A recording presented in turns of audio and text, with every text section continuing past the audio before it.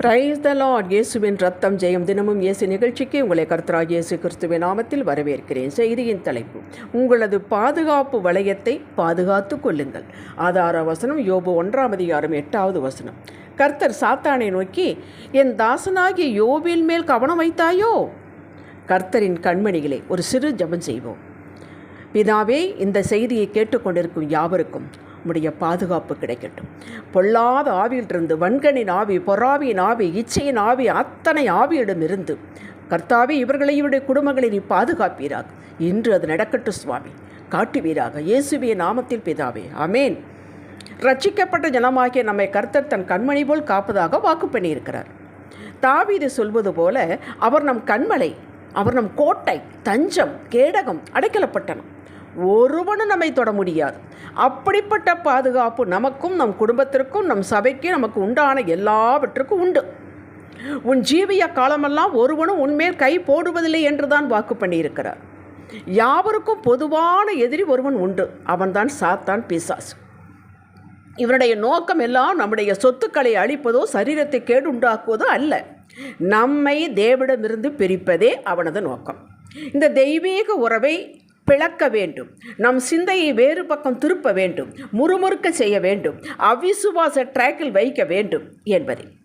இதற்குத்தான் அவன் வகை தேடி சுற்றி திரிவதாக வேதம் நம்மை எச்சரிக்கிறது. 1 பேதுரு 5:8. இதற்கு தப்பித்துக்கொள்ள தேவன் நமக்கு ஆலோசனையும் தருகிறது. விசுவாசத்தில் உறுதியாயிருந்து அவனுக்கு எதிர்த்து நில்லுங்கள். 1 பேதுரு 5:9 என்றும், தேவனுக்கு கீழ்ப்படிந்திருங்கள், பிசாசுக்கு எதிர்த்து நில்லுங்கள், அப்பொழுது அவன் உங்களை விட்டு ஓடி போவான் என்றும் யாக்கோபு 4:7 உறுதியளிக்கிறார். நம்மை அழிப்பவனிடமிருந்து தப்பித்து கொள்ள, நம்மையும் நம்முடையவைகளையும் காப்பாற்றிக் கொள்ள, அழியாவையும் சகலத்தையும் வென்றவரையும் உலகத்தை ஜெயித்தவருடைய நாம் சகலத்தை ஒப்புவிக்க வேண்டும். அவரது இரத்த கோட்டைக்குள் வைக்க வேண்டும். எப்படி வைப்பது?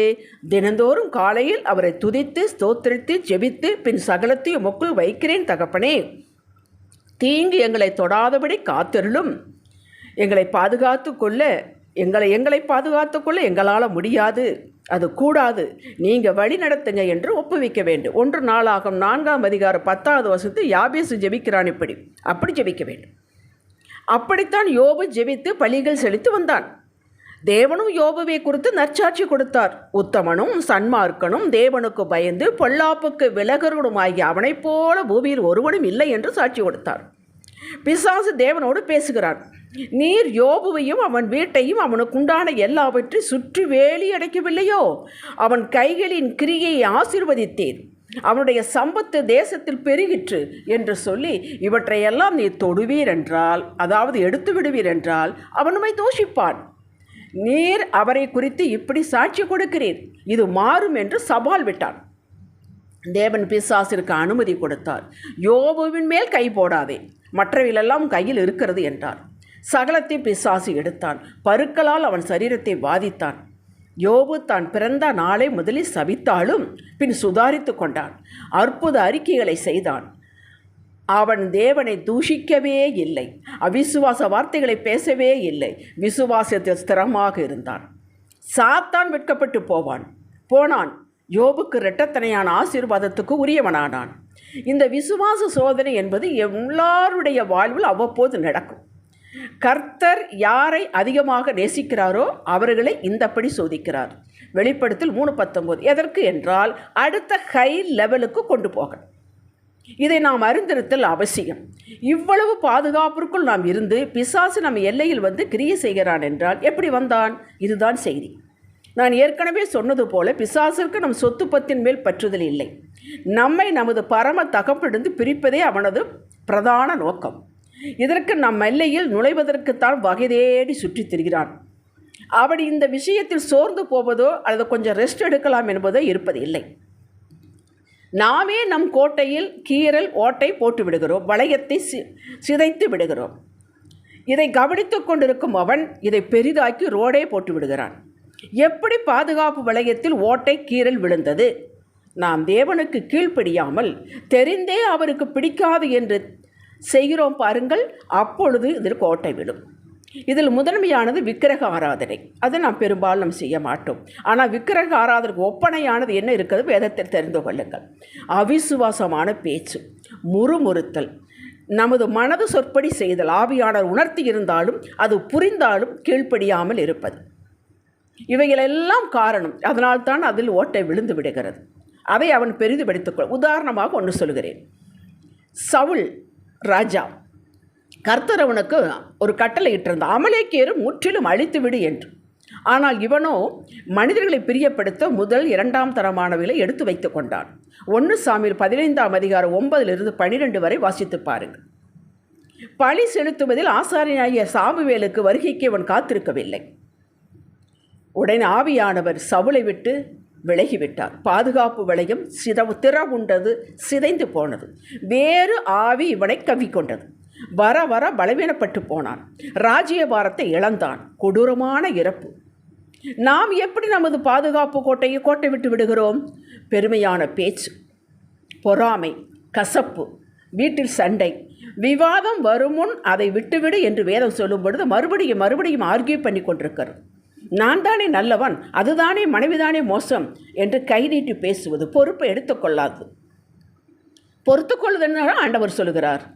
லஞ்சம் வாங்குதல், பிறரை வஞ்சகம் பண்ணுதல், காரணமில்லாமல் பிறரை பகைத்தல், கர்த்தருக்கு கொடுக்க வேண்டிய நேரத்தை வேறொன்றுக்கு கொடுப்பது, நிர்விசாரமாக இருப்பது, அசால்ட்டாக இருப்பது, ஜாக்கிரதை இல்லாமல் இருப்பது, இவைகள் எல்லாம் நம்முடைய பாதுகாப்பு வளையத்தை நாமே ஓட்டை போட்டு கொண்டு விடுகிறோம்.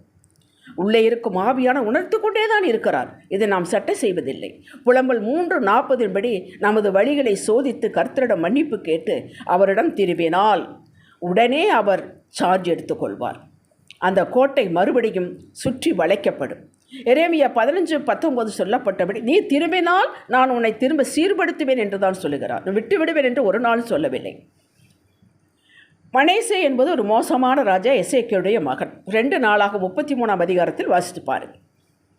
அவன் விக்கிரக ஆராதனை செய்தான், தோப்புக்களை உண்டாக்கினான், கர்த்தர் விட்டு விலகினான். கர்த்தர் எவ்வளவு சொல்லி அவன் கேட்கவே இல்லை, விட்டுவிட்டார். பாதுகாப்பு வளையும் சிதைந்து விட்டது. அசிரிய படையில் வந்து இவனை 2 வெண்கல சலிகளால் கட்டி பாபிலோனுக்கு கொண்டு செல்ல இழுத்து கொண்டு வந்தார்கள். அந்த நேரத்தில் இவன் தாழ்மையாக ஆண்டவருடைய கிருபை வேண்டி கெஞ்சினான். உடனே ஆண்டவர் கிருபை கொடுத்து அவனை மன்னித்து மறுபடியும் எருசலேமுக்கு கொண்டு வந்தார். கேட்டீர்களா? படித்து பாருங்கள். 2 நாளாக 33ஆம் அதிகாரம் 10-13 வரை வாசித்து பாருங்கள். உங்களது குற்றங்களை பட்டியலிட்டு கொண்டிருக்க மாட்டார். அது மனிதர்கள். கடந்த காலத்தையே சொல்லி கொண்டிருப்பது அது மனிதர்கள். அவரது கிருபை பெரியது. அவரது இரக்கங்களுக்கு முடிவே இல்லை என்று தான் வேதம் சொல்கிறது. உங்களை ரட்சிப்பினால் மறுபடியும் அலங்கரிப்பார், சாந்தத்தினால் அலங்கரிப்பார், கற்றுக் கொடுப்பார். ஏற்றுக்கொள்ளுங்கள். நீங்கள் செய்த தவறுகளை மறுபடியும் செய்யாமல் காத்து கொள்ளுங்கள். பாதுகாப்பு வளையம் பக்காவாக மாறிவிடும். இழந்து போன சகலத்தையும் பெற்றுக்கொள்வீர்கள். சரீரம் ஆரோக்கியம் கொடுத்தான். அற்புத மறுவாழ்வை பெறுவீர்கள். மறுபடியும் வலுவாமல் இருக்கவரது கிருபை உங்களுக்கு போதுமானதாக இருக்கிறது. செபிக்கலாம். தகப்பனே, எப்போது உங்கள் பாதுகாப்பு வளையத்திற்கு இருக்க விரும்புகிறோம். இந்த வளையம் சேதப்படாதபடிக்கு எங்கள் நாவிற்கும் வாய்க்கும் காவல் வையும். எல்லாவற்றையும் உமக்கு கீழ்ப்படிந்து நடக்க கிருபை தாரும். இயேசுவின் நாமத்தில் பிதாவே, ஆமேன். ஹல்லேலூயா.